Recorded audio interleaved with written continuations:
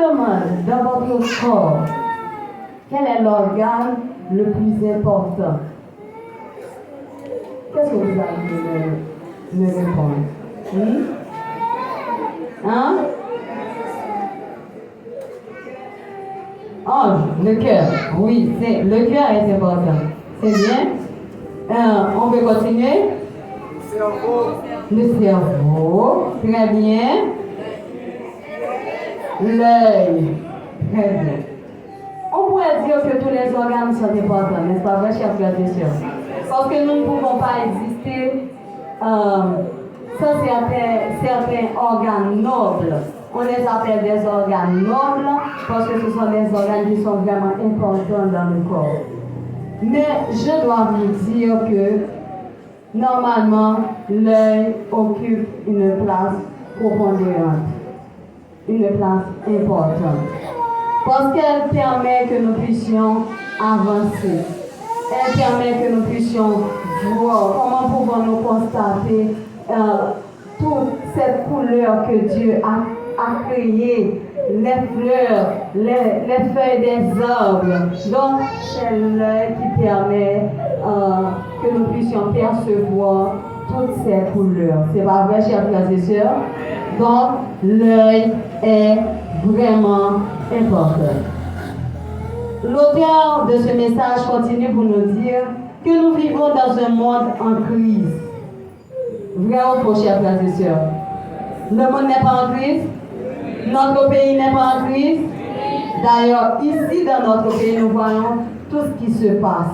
Nous vivons dans un monde en crise et nous sommes confrontés à de nombreuses situations difficiles. Le manque de valeur, d'empathie et d'amour dans le monde nous empêche souvent de percevoir les impressions que nous recevons par la vue. Parfois, nous ne prenons pas le temps de voir vraiment, chers frères et sœurs. Parfois, il y a un auteur qui a écrit, il faut essayer de voir comme si demain, on ne pourra plus voir. Faire comme si demain, si Dieu veut, on va être aveugle. Et prenez le temps d'apprécier tout ce qui se porte devant nos yeux.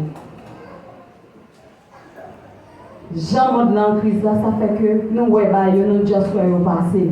Mais nous ne pas prendre le temps pour nous regarder, pour nous apprécier. On fleur qui fait à sortir, nous ne pas prendre le temps pour nous parce que le monde n'a pas bon temps vraiment.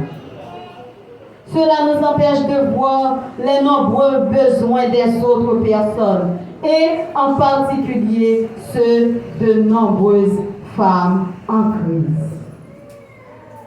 Est-ce que nous connaissons, chers frères et sœurs, qu'il y a un pile femmes qui ont le sentiment que personne ne va aimer eux, que personne ne va soucier de eux-mêmes? Pour raison ça, ils ont passé inaperçus. Comme si pas jamais un monde qui voit. Je dois c'est machin ça, on va passer dans même chaque jour. Je dois c'est professeur d'école ça, qui a enseigné petit tout, qui a gardé petit tout. Je dois c'est soeur ça, qui chita bon côté là. Monde l'argent, monde la valeur, pas bon temps pour voir que s'il a passé par un moment difficile, pour que le besoin on support. Si nous dit le Dieu qui vous voit, quand nous voyons ça, ça veut dire voir. Voir, c'est qui ça dit, chers frères et sœurs? Le mot voir. Excusez parce que je suis professeur, moi, mes interactions. Le mot voir signifie, c'est quoi? C'est un adjectif, un adverbe, un verbe. Très bien. C'est le verbe voir. Eh bien, verbe voir, qui ça signifie? C'est percevoir par le sens de la vue. C'est-à-dire physiquement, il y a une signification. C'est ouais, percevoir, ouais, couleur là. Ça c'est sens physique, verbe voir. Il y a un sens émotionnel. C'est percevoir des sentiments et les comprendre. C'est-à-dire qu'elle doit avoir côté d'un senti triste. Moi, ouais, que triste. Mais ça, c'est émotionnel. C'est bon que moi, physiquement, mais émotionnellement, je sens qu'on n'est pas en forme.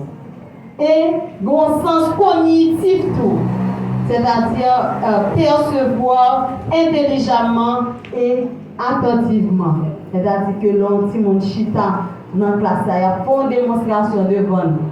Ni ouais, ça professeur a fait, ça c'est cognitif. Chers frères et sœurs, en ce matin, j'ai une bonne nouvelle pour chacun de vous. Dieu vous voit et vous êtes précieux à ses yeux. Il voit et identifie votre situation physique. Si vous êtes malade physiquement, bon Dieu, ouais. Si vous avez une incapacité physique, bon Dieu, ouais. Il voit et comprend ce que vous ressentez. Si vous avez un problème, quelconque vous traverser, si vous avez une tribulation à passer, bon Dieu, ouais ça, chers frères et sœurs. Il voit ce dont vous avez besoin et il prête attention. Ce matin, nous allons examiner 3 femmes bibliques qui ont été vues par Dieu au moment où elles avaient besoin. Nous allons parler de Agar, Rizpa et une femme prise en flagrant délit d'adultère. Chers frères et sœurs, Dieu vous voit dans votre désert. Si nous sommes capables de désir en définition, qui ça nous est capable de dire, chers frères et sœurs? Difficulté. Très bien. Hein? On allez, dis, qui ça? Dans les causettes. Dans les causettes. C'est mon monsieur qui t'a parlé de ça. C'est intéressant. Oui, et bien le désir là, c'est un côté tellement païen, humidité, plante pas qu'à grandir là. Voir pour l'homme qui est capable de vivre. Son côté qui est inapproprié à la vie. Mes chers frères et sœurs, surtout vos noms désir matin. Moi, content pour me dire que bon Dieu, ouais, dans le désir là. Et si bon Dieu, ouais, dans le désir là, on ne peut pas arrêter comme ça. Une femme nommée Agar. Nous jeunes histoire dans Genèse 16 et 21. Femme ça a trouvé 2 fois dans le désir.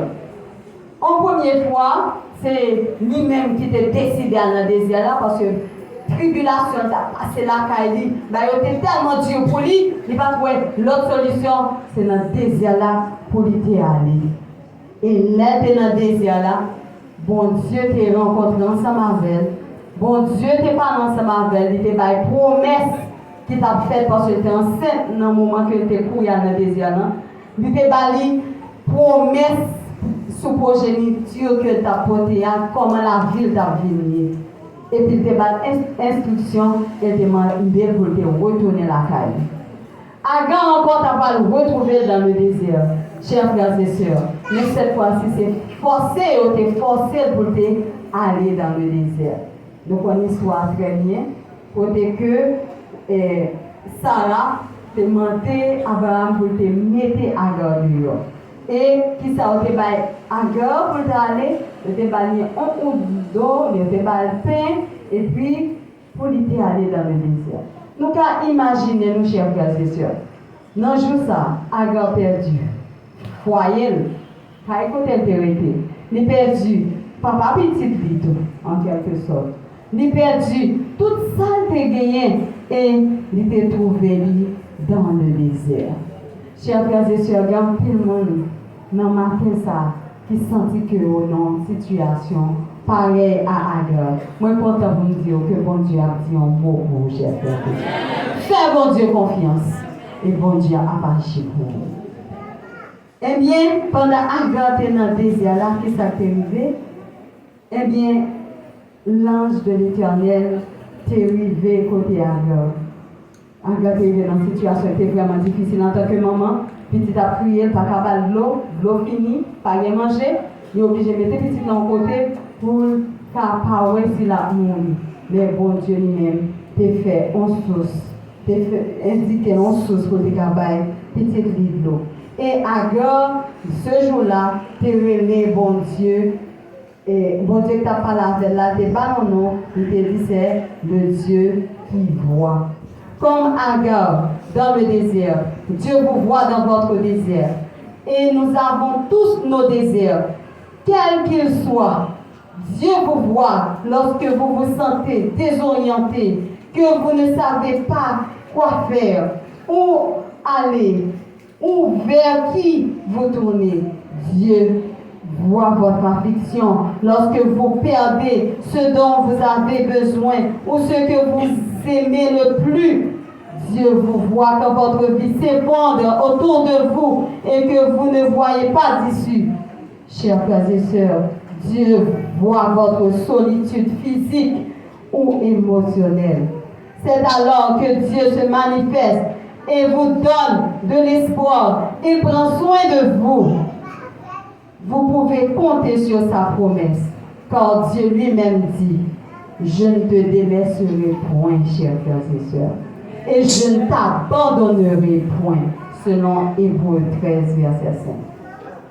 Dieu a vu Agar. Dieu était sa force. Dieu était sa lumière. Dieu l'a tenu dans sa main. Il est le Dieu qui voit. La première fois qu'Agar s'est trouvé dans le désert, Dieu l'a trouvé près d'une source d'eau. Cette fois-ci, non seulement il l'a vue, mais il a ouvert les yeux pour qu'elle voie une source d'eau. N'ayez pas peur dans votre désert. Dieu vous voit aussi, chers frères et sœurs.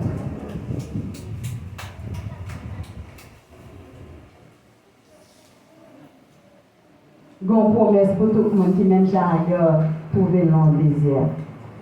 Prends verset ça, parce que c'est une promesse que bon Dieu fait. Dieu est pour nous un refuge et un appui, un secours qui ne manque jamais dans la détresse.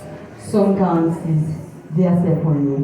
Chaque fois senti au nom du désert, fait psaume verset ça, tourner promesse, parle. Et bon Dieu n'a pas compris des merveilles dans la terre. Dieu vous voit dans votre douleur. Combien de monde qui n'a jamais trouvé dans une situation côté que sentir une douleur dans le corps? Des fois c'est dans le corps douleur, des fois c'est dans le penseau,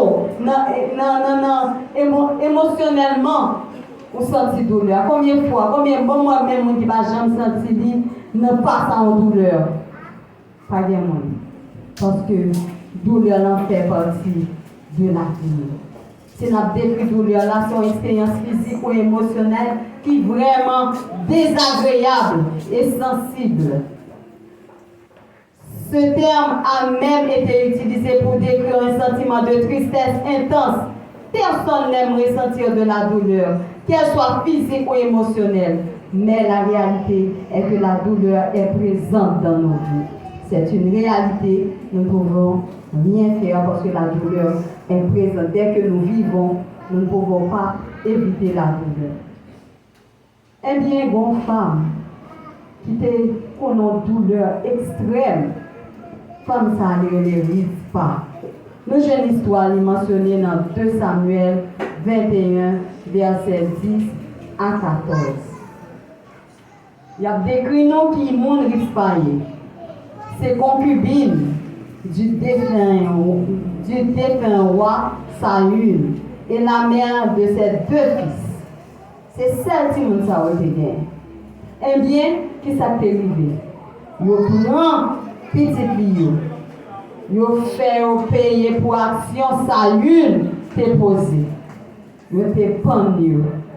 Ça seulement que 8 pas bien, c'était 2 petits lieux.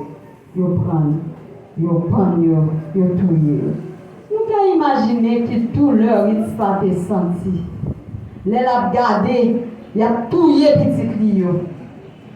Pas bon parent mais ouais petit li a souffrir. Voir pour te ka ouais que yo prend petit la sous yo pour ouais que il a touye nous pas capable faire rien. Ça c'est vraiment dur, c'est ton douleur émotionnelle, c'est ton douleur extrême. Et ça qui dit dans la douleur là, laissez douleur émotionnelle là, il doit commencer dans émotion, après ça il vient sur le corps, vous devez sentir que la douleur a transpercer le corps. Eh bien, lui pas te montrer comment il a souffert. Côté au prendre petite lia, Il te prend un sac qui te bien poil de chèvre ou de chameau. Et puis, il te mettait sous lui. Il te mettait côté où tu prends petit lit. Il mangeait là. Il boit là. Il dormit là. Il levait là. Il t'a veillé sur le petit lit.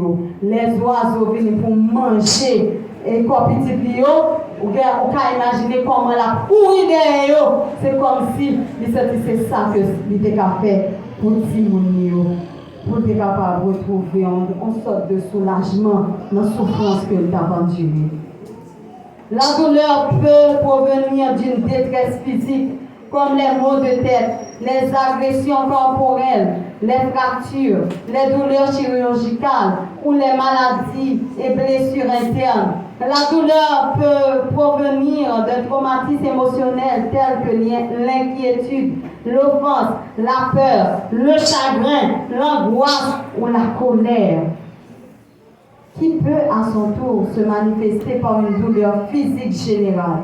La douleur n'est pas facile, mais elle n'est pas éternelle, chers frères et sœurs.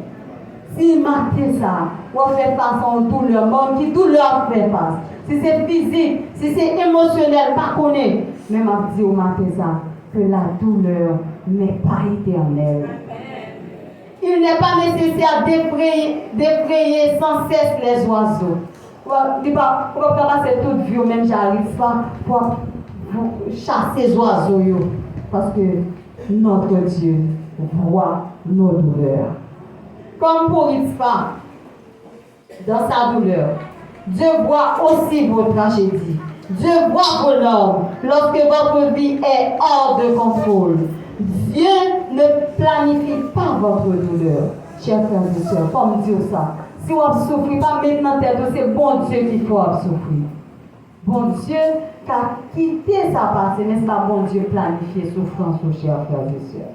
Mais il a prévu un temps pour chaque chose, même un temps pour pleurer, selon Ecclésiaste 3, versets 1 à 4. Le fait de savoir que Dieu contrôle la situation n'effacera pas toujours votre douleur, mais il vous apportera la paix et l'espoir. Dieu donne la guérison émotionnelle, physique et spirituelle et utilise toutes ces choses pour concourir au bien de ceux qui aiment Dieu, de ceux qui sont appelés selon son dessein, selon Romains 8, verset 28. Dieu voit votre douleur et la transforme en bénédiction. Dieu vous donnera de la force dans votre douleur parce qu'il voit votre besoin et vous restaure, chers frères et sœurs. N'est-il pas important de savoir que Dieu compatit à nos douleurs? Les nappes souffrent, bon Dieu souffrit en premier, chers frères et sœurs. Pas maintenant que vous avez souffert et puis bon Dieu a regardé. Au contraire, ça fait bon Dieu, puis mal passé. Mais Dieu a vu Ritzpa. Dieu était sa force. Dieu était sa lumière. Dieu l'a prise dans ses mains. Il est le Dieu qui voit, chers frères et sœurs. Dieu a rétabli Ritzpa dans sa tragédie quand l'eau a rempli la terre après une longue période sans pluie. Et le roi David a tendrement enterré les corps de ses enfants dans la tombe de Kish, le père de Saül, leur grand-père. Votre promesse. Si vous souffrez comme Ritzpa, il y a une promesse. Il faut prendre ce verset. La première verset, ça, n'a fait donner une promesse par nous. L'Éternel est près de ceux qui ont le cœur brisé. Et il sauve ceux qui ont l'esprit dans l'abattement, selon Psaume 34, verset 18. Dieu, ouais, nous, premièrement, bon Dieu, ouais, nous, nous, dans le désert, regarde, classe abdomen. Bon Dieu, ouais, nous, non. Bon Dieu, ouais, nous, non. Troisièmement, Dieu vous voit dans votre honte. Combien de monde qui parle jamais dans la vie? qui va jamais trouver dans une situation peut-être qu'il sentit honte. Combien de monde, les gens qui pas jamais fait connaissance à ça lui-même, pas de monde du tout.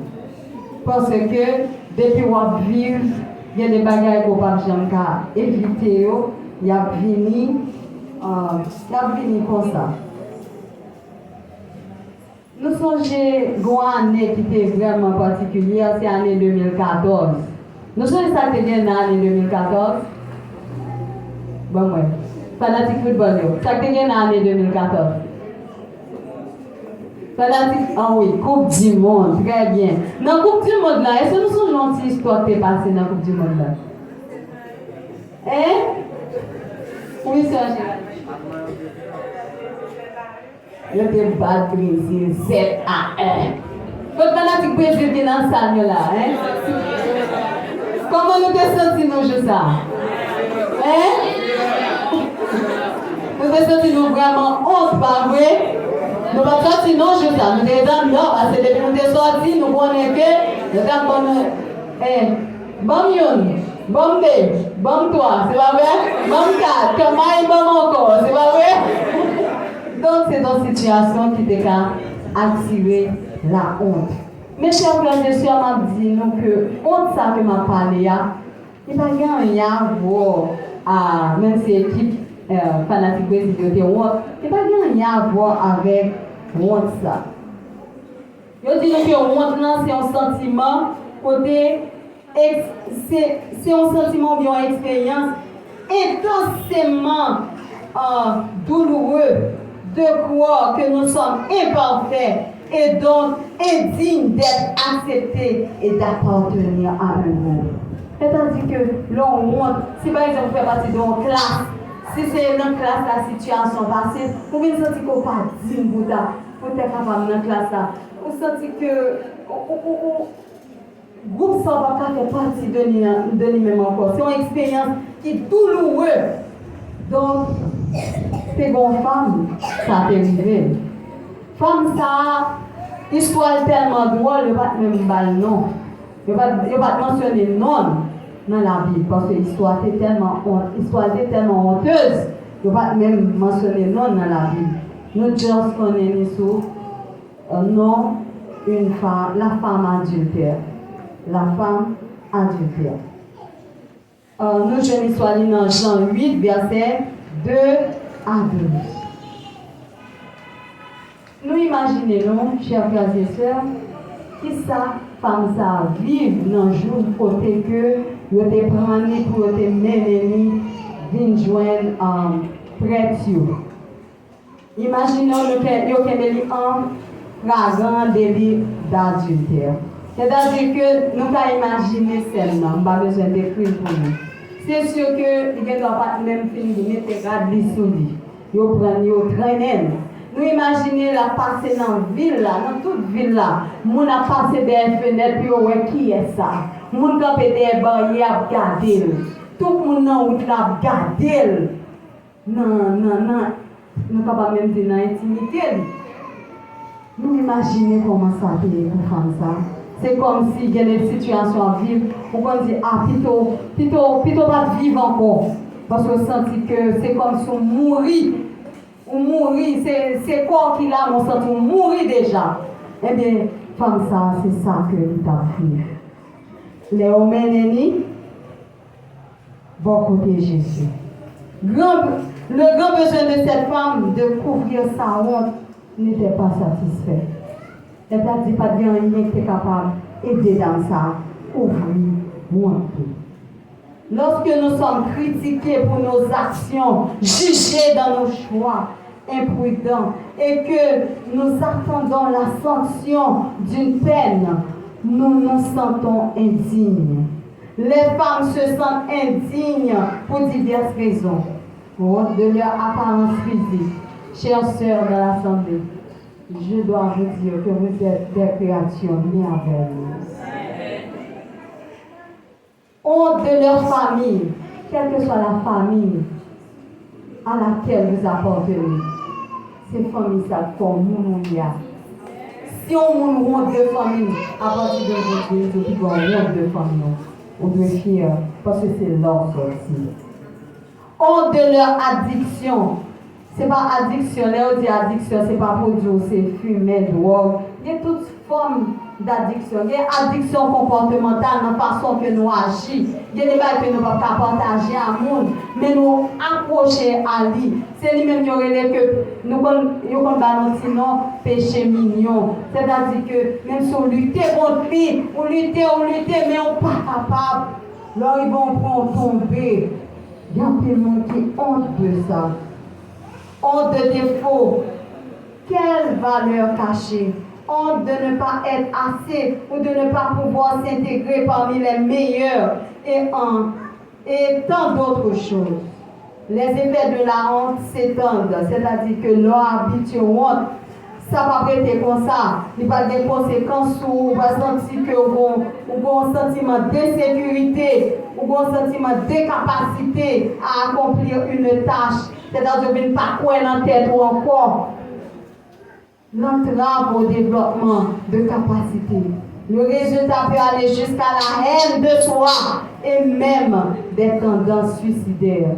Chers frères et sœurs, en ce matin, je dois vous dire, si vous passez une période où vous avez honte de quelque chose, vous avez honte d'un comportement, je dois vous dire que Dieu vous voit dans votre honte, chers frères et sœurs. Eh bien, pharisiens, te prends comme non, ils mènent par Jésus. Et Jésus lui-même, qui ça Jésus t'a fait? Jésus t'a baissé, il t'a écrit à terre. Romains 10, verset 11. Selon ce que dit l'Écriture, quiconque croit en lui ne sera point confus. Si qu'on confus dans ma tête, ça, croit dans mon Dieu davantage et ne pas confus. Et en dernière expérience pour nous finir, Dieu vous voit dans vos tempêtes. Combien de monde qui vont en tempête dans la ville matin? Combien de monde via tellement de problèmes, tellement de difficultés, nous pouvons comparer même genre en tempête. Comment tempête là est, chers frères et sœurs? C'est gros vent, gros la pluie, le monde ne va pas sortir. Donc, c'est ça une tempête. Des fois, la vie nous, qu'on compare en tempête. Mais nous ne pouvons pas parler nos matins, qui parlent dans la Bible, mais c'est une sœur qui t'a voyagé. Les sœurs voyagé, c'est bien, ou la pluie, ou le vent, mais la compagnie aérienne a décidé quand même de faire voyage là. Nous montons avion. Les montons avion volé. Les arrivés côté que ils arrivent en distance de terrain.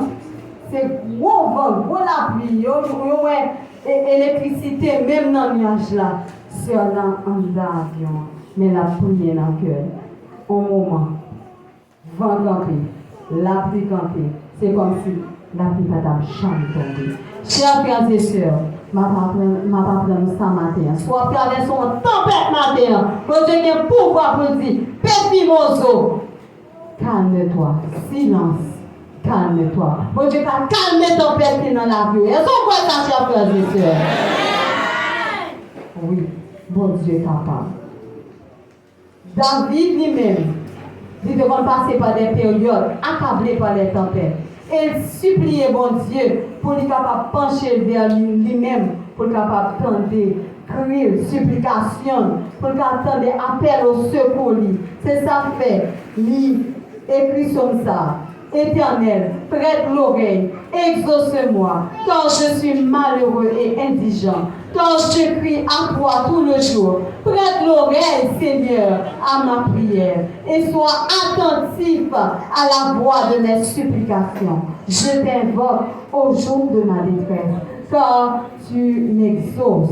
Nul n'est comme toi parmi les dieux, Seigneur, car tu es grand et tu opères des prodiges. Toi seul, tu es Dieu.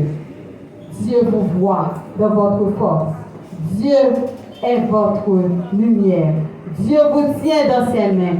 Il est le Dieu qui voit. Chers frères et sœurs, je ne sais pas si dans 4 exemples que nous avons matin. Mais, quel que soit, dans le bon Dieu a une bonne solution pour nous chacun là, chers frères et sœurs. Prenez ce verset à cœur. C'est la promesse que Dieu vous a faite. Aujourd'hui, nous voyons au moyen d'un miroir, d'une manière obscure, mais alors nous verrons face à face. Aujourd'hui, je connais en partie, mais alors je connaîtrai comme j'ai été connu, selon 1 Corinthiens 13, verset 12. Un jour, vous verrez Jésus face à face. Ses yeux d'amour rencontreront les vôtres. Non seulement il vous verra, mais il vous serrera dans ses bras, vous donnera une couronne de victoire et vous emmènera chez lui pour l'éternité. Il fera cela parce qu'il est votre Dieu, le Dieu qui vous voit et qui vous aime, chers frères et sœurs. Le croyez-vous? Amen. Voulez-vous tout laisser entre les mains de Jésus ce matin? Vos crises, vos solitudes, vos peurs, vos échecs, chers frères et sœurs. Est-ce que nous voulons abandonner tout dans pied, bon Dieu? Tout ça, tout travers, tout tracas que nous avons passé. Est-ce que nous ne pouvons pas mettre dans pied, bon Dieu, dans matin ça? Voulez-vous apporter à Jésus la douleur qui vous accable, qui vous donne l'impression de ne pas pouvoir continuer? Lui donnerez-vous les choses qui vous embarrassent, qui vous font honte, qui vous donnent l'impression d'être incapable ou indigne? Ne vous cachez pas. Ne fuyez pas. N'ayez pas honte dans votre douleur, dans votre besoin, dans votre désert. Venez à Jésus, chers frères et sœurs. Amen. Jésus est toujours capable de voir votre besoin, de calmer vos peurs, de restaurer ce qui est abîmé, de guérir votre douleur et de donner un but à votre vie, chers frères et sœurs. N'hésitez pas, venez à Jésus maintenant. Il vous entend avec amour. Jésus vous regarde avec miséricorde. Jésus ne vous voit pas tel que vous êtes, mais tel que vous pouvez devenir en lui. Venez à Jésus aujourd'hui. Écoutez-le vous inviter. Venez à moi, vous tous qui êtes fatigués et chargés, et je vous donnerai du repos, selon Matthieu 11, verset 28. Pour ça me fait, moi pas mériter ça, me remets toujours. Malgré tout ça, moi fait, malgré pas suivre ça aussi, me remets toujours. Malgré pas c'est me changer, avec ça pas faire plaisir, me remets toujours. Quel que soit coulé pas moi que ça me remets toujours. Et même là, tout le monde virait devant moi. Et même là, la table lève contre moi. Oh, et même là, pas qu'on côté pour m'aller. Oh, elle me pensait ou capable de pardonner. La moi petite confiance dans tête moi, ou même toujours. Malgré jamais, ou même toujours. Chers frères et sœurs, n'oubliez pas que dans vos déserts, dans vos douleurs, dans vos tempêtes, dans votre honte, Dieu vous voit. Et vous n'êtes pas seul, car Dieu marche avec vous.